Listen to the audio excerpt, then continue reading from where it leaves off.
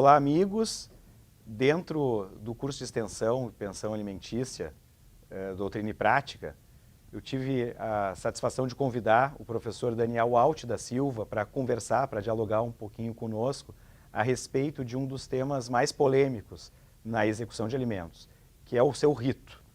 O professor Daniel Alt da Silva, ele é associado ao IBDFAN, mestre em Direito e professor convidado no curso de especialização da PUC em Direito de Família.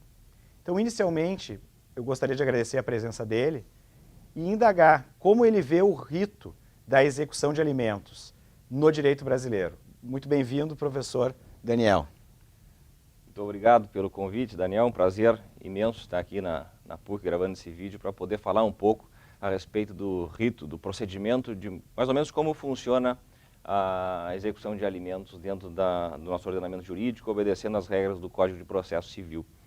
E sendo bem rápido, sendo bem conciso com relação ao funcionamento do procedimento de execução de sentença, em primeiro lugar, a gente tem duas disposições, que uma é um rito prisional, que é aquele em que pode ser o executado citado, para fazer um pagamento primeiro em 3 dias, justificar essa impossibilidade, e o que permite essa prisão são os últimos 3 meses de pensão alimentícia em aberto, fora aqueles outros que vão ao longo do procedimento de execução se vencer.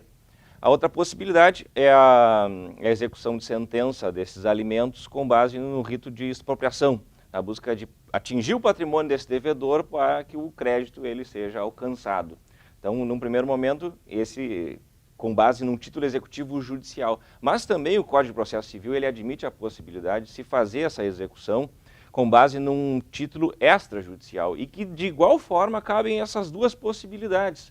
Possibilidade da prisão, também pelos 3 meses anteriores, mais aqueles que se vencem ao curso da demanda, e pelo rito também de expropriação. A única diferença de um e de outro é que a defesa, por exemplo, se é a execução de sentença, é por meio de impugnação, e quando é extrajudicial, o título vai se dar por meio de embargos à execução.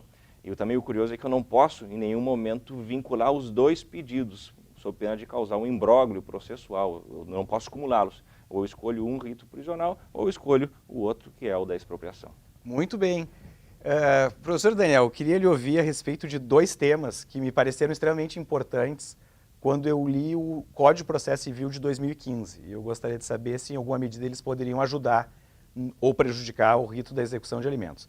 O primeiro deles, eu gostaria de lhe ouvir um pouquinho sobre a possibilidade do devedor parcelar, eventualmente, o seu débito. Especialmente naquelas situações em que o devedor reconhece a dívida e ele oferece uma proposta de parcelamento do débito que ele tem. E, em segundo lugar, eu gostaria também de lhe ouvir um pouco a respeito da aplicação do artigo 139, inciso 4º do Código de Processo Civil, que trata de meios atípicos. Isto é, o juiz poderia, na sua visão, lançar mão de outras medidas que não a prisão para constranger o devedor a pagar a pensão que é devida? Então, se possível, eu gostaria de lhe ouvir sobre esses 2 temas. Claro, são 2 perguntas muito boas e pertinentes, aliás. Com relação à primeira, que diz respeito a essa possibilidade de fazer aquilo que a gente chama de parcelamento legal, analisando, salvo engano, é o artigo 916 do Código de Processo Civil, ele, a rigor, não tem uma aplicabilidade exata ao rito da execução de alimentos. Mas, por entendimento jurisprudencial, em alguns casos, sim, é possível, inclusive pela restrição que a gente tem quando se faz uma impugnação ao cumprimento de sentença, a gente tem lá as possibilidades de se fazer a defesa, que estão lá um pouco restritas. Depois na execução também, e a mais dificultosa ainda é quando a gente vai fazer uma justificativa para evitar o decreto prisional. Então, por conta disso, e como não existe, aliás, como existe o reconhecimento desse débito alimentar, é possível, sim, em alguns casos, essa possibilidade, inclusive com agasalho na jurisprudência, se fazer esse primeiro depósito do valor de 30% da dívida e o residual ser parcelado em 6 vezes devidamente atualizadas. E respondendo à segunda questão, que é a da possibilidade de utilização pelo magistrado de meios atípicos, Sim, é possível, por conta do dever geral de cautela, que está elencado no artigo 139, inciso 4º do Código de Processo Civil. Só que tem uma discussão a respeito disso, e até o próprio Tribunal de Justiça ele tem posições antagônicas a depender da Câmara.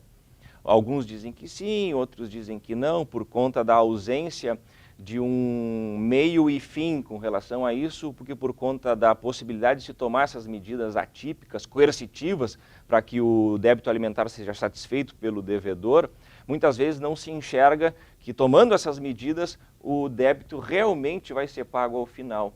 Mas, enfim, a 7ª Câmara tem uma posição um pouco mais refratária, a 8ª tem uma posição que acata esta possibilidade, e a repercussão mais destacada, o que se tem hoje em dia, inclusive com decisões do STJ, é a possibilidade de retenção do passaporte, da CNH, sem esquecer também que o próprio Código de Processo Civil, mas não dever geral de cautela, mas lá no procedimento da execução, permite o protesto desses valores em aberto também como algo a mais para constranger o devedor ao pagamento. Enfim, pode, mas vai depender também da posição que a gente vai estar defendendo dentro do processo.